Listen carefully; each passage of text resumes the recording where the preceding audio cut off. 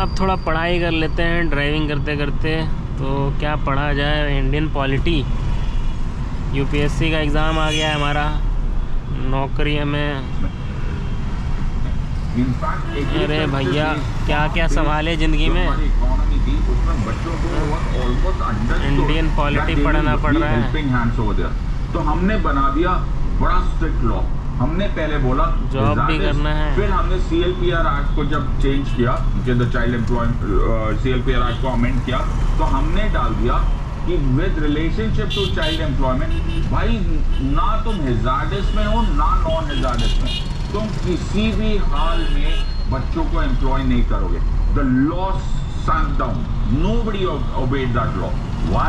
Because the reason to that is most of the child employment is with regards to family-owned businesses. So an amendment was made in 2012 and we changed this part. We said no, यार ऐसे नहीं चलेगा. It won't function like this. Why? Because child employment has to be understood as family-owned businesses. तो हमने बहुत अच्छा calculation किया, ध्यान से सुनो। इसके साथ हमने मर्ज किया right to education act of 2009। अब राइट टू एजुकेशन 2009 का पूरा का पूरा जो फंडा है, that is to give children a pre primary education. Now when you are giving pre primary education, अब ध्यान से सोचो कैसे मर्ज करने वाला हो तुम। बच्चों को लेफ्ट राइट भी देखना होता है भाई, तुम्हें फैमिली ओन्ड बिजनेस का भी ख्याल रखना है। So what do we do? The last amendment here is yes, hazardous activity, complete prohibition. Non-hazardous, थोड़ा सा सोच के देखो, non-hazardous, the child is allowed to work in family-owned businesses, family-owned farms, but only after school hours or during the vacation time.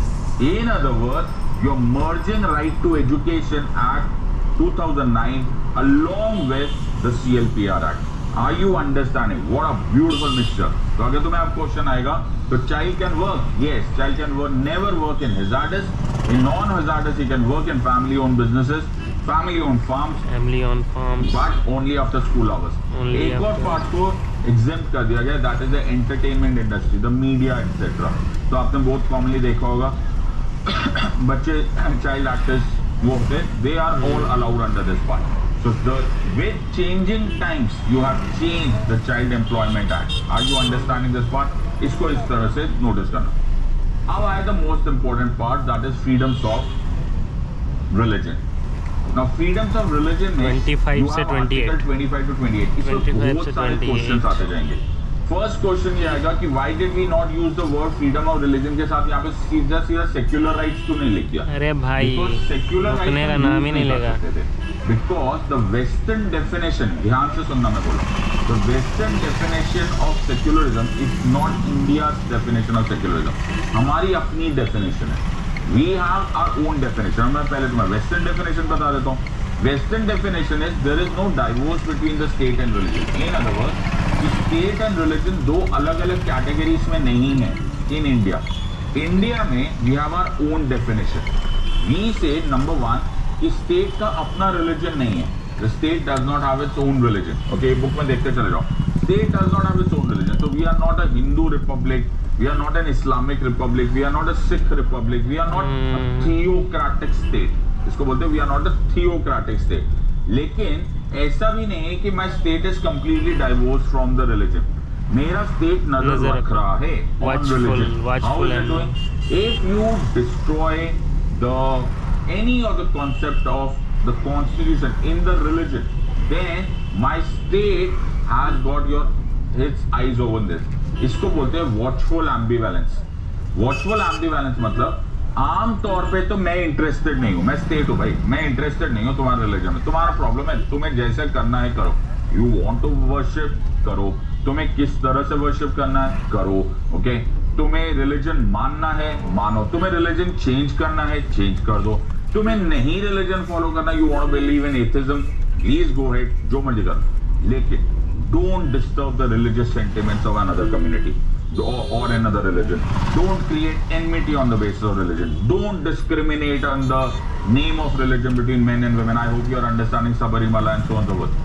अगर तुम western classification of secularism देखोगे तो उसका स्टेट बोलेगा जो मर्जी करना करो तुम रिलीजन में, we will not interfere, church जो करता है करो, the state is not interested in your religion at all.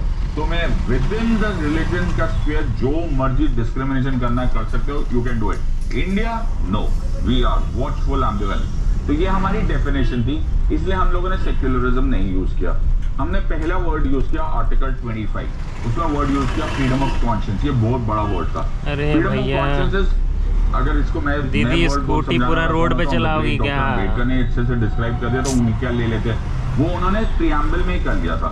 That is liberty of belief, faith and worship. अगर तुम ध्यान से देखो तो it is a far broader right than nearly so called saying religion right. It is belief, faith and worship.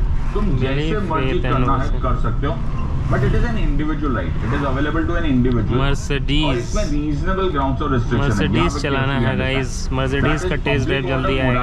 Health and any other article in part 3, मतलब तुम article 25 practice कर सकते हो, लेकिन you have to be worried about public order, morality, health and any other article in part 3 of the constitution. So article 25 में क्या कर सकते हो?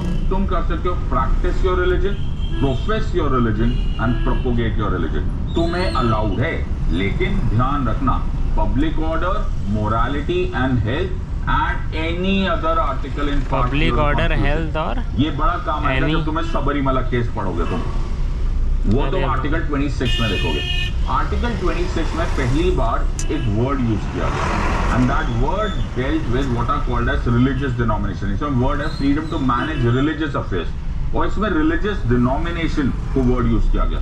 सो what is religious denomination? For example Arya Samaj, there is a group of followers who are following a particular method of worship, they have a unique name and they have a particular group, और उनको लगता है कि there are essential religious practices. मैंने क्या बोला?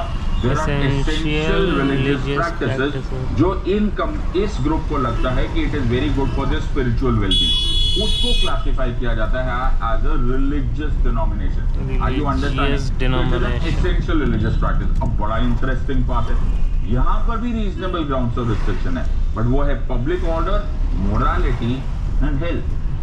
क्या नहीं है? Public order, morality and health, any other article in part 3। In other words article 25 में 4 रीजनेबल ग्राउंड्स ऑफ रिस्ट्रिक्शन है एंड आर्टिकल 26 में there are 3, which is the one reason जिसमें सबरीमला केस आ जाता है। अगर तुम्हें मैं यहाँ पर नहीं पढ़ा सकता, go to my video, you will understand the entire decision of Lord Ayyappa case was based upon whether or not the followers of Lord Ayyappa or is in that Sabarimala case are they covered under Article 25 or Article 26, because Article 25 में एक extra limitation आ जाता है, वो please जाकर देख लो, तुम्हें समझ में आ जाएगा। नेक्स्ट इज आर्टिकल 27, ये बड़ा इंपॉर्टेंट है।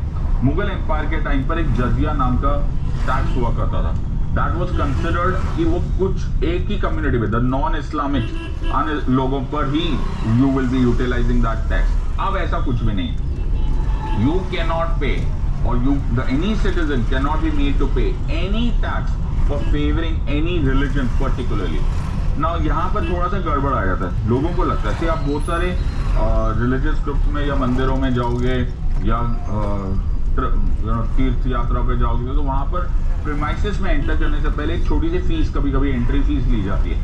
तो इसको चैलेंज किया गया इन द सुप्रीम कोर्ट कि सर अभी तो बोला गया था माय लॉर्ड कि आर्टिकल 27 में कोई फीस टैक्स नहीं लोगे, फिर आप ये फीस क्यों चार्ज कर रहे हो? Supreme court clarified that it does not include the word fees. Okay, it does not include the word fees. Tax और फीस में 2 जमीन आसमान के फर्क है, लॉ में सिनोनिम्स नहीं होते। फीस को आप यूज कर सकते हो for providing infrastructure, for providing facilities, for providing security, वहां पे साफ सफाई के लिए। It is not for favouring any particular religion, so it is not under the violation or it is not violating article 27. I hope you are understanding. आपको समझ में आ रहा है, पिक्चर कैसे क्लियर हो रही है? So there is a difference between tax and fees, और ये ऐसे छोटे छोटे क्वेश्चन पूछते हैं। Article 28 is freedom from attending religious instruction. ये 99% लोगों को कंफ्यूजन ही रहती है, रिलीजियस इंस्ट्रक्शन है क्या। मैं तुम्हें क्लासिकल एग्जाम्पल दे देता हूँ। फॉर एग्जाम्पल, अगर मैं आर्य समाज मंदिर से, आर्य समाज ग्रुप से ने एक स्कूल बनाया, अब उस स्कूल में मैं एडमिशन ले लेता हूँ। Okay, as a kid I take